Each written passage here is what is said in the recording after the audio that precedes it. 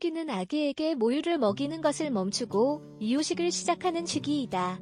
이 단계는 다양한 나이에서 진행될 수 있으며 가족마다 다른 방법과 다른 시기에 시작한다. 하지만 사랑으로 서서히 이루어지는 경험이어야 한다. 생물학적, 사회적, 문화적 측면이 이유식을 시작하는 방법과 시기에 영향을 미친다. 과학계에서는 젖을때기에 가장 적합한 시기나 가장 좋은 방법을 확립하지 않았다. 우리가 알고 있는 사실은 가능하다면 생후 6개월까지는 모유만을 먹이는 것이 꼭 필요하다는 점이다. 하지만 세계보건기구는 아기가 2돌이 지난 후에는 젖을 떼야 한다는 의견을 갖고 있다. 젖들기는 문화마다 다르다. 젖을 때는 관습에 관해서는 문화마다 차이가 있다. 예를 들어 에스키모 문화에서는 7세까지 모유를 먹인다. 한편 서구 문화에서는 이렇게 오랫동안 모유 수유를 하는 것이 흔하지는 않다. 젖을 떼는 시기와 과정은 다양한 사회적 요인과 물론 엄마와 아기와 관련이 있는 결정이다. 하지만 국제기구는 모유 수유를 만 2세가 넘어서까지 해서는 안 된다는 데 동의한다. 또한 생후 6개월까지는 아기에게 모유만을 먹일 것을 권장한다.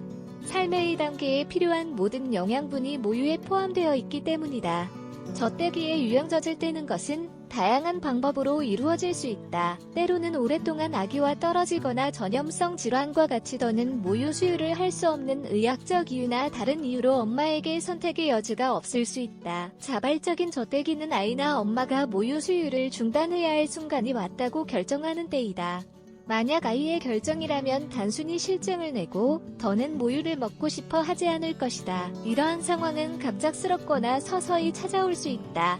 엄마가 개인적인 이유나 업무상의 이유로 모유 수유를 중단해야 하는 시기라고 결정할 수도 있다. 엄마가 모유 수유를 중단하기로 하면 아기가 불쾌감을 표현할 수 있다는 점을 알아두자. 아이가 결정한 일이 아니라면 이러한 상황이 자주 발생할 수 있다. 젖을 떼는 것은 노력이 필요한 과정이므로 인내심을 갖고 서서히 진행할 것을 권장한다.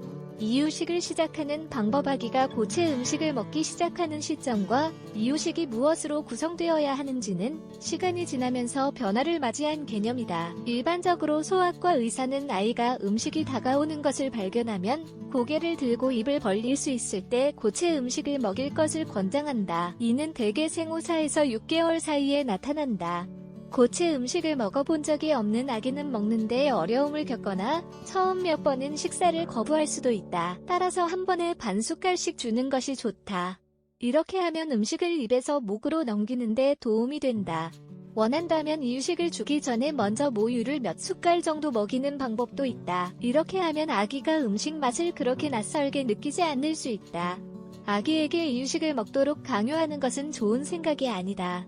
그 대신 노래와 게임을 활용하여 서서히 이유식을 먹는 방법을 가르치는 것이 좋다. 만약 아기가 충분한 양을 먹지 않았다고 생각된다면 모유나 분유를 주면 된다. 아기에게 처음으로 고체 음식을 먹이는 방법에는 2가지가 있다. 첫째, 초반에는 이유식을 먹이다가 다른 질감의 음식을 포함하는 전통적인 방법이 있다. 두 번째는 아기가 스스로 조절하는 방법으로 부모가 음식 조각을 손에 쥐어주고 입에 넣어 맛볼 수 있게 하여 고체 음식에 서서히 적응할 수 있도록 하는 것이다. 젖떼기 비결. 젖을 떼는 과정은 서서히 진행되어야 한다. 아기의 주식인 모유를 중단하는 과정은 모든 아기에게 같지 않다. 생후 12개월 미만의 아기의 경우 엄마가 모유 수요 횟수를 서서히 줄이면 되지만 돌이 지난 아이라면 부모가 게임이나 산책과 같이 주의를 다른 곳으로 돌리는 요인을 사용하는 경향이 있다.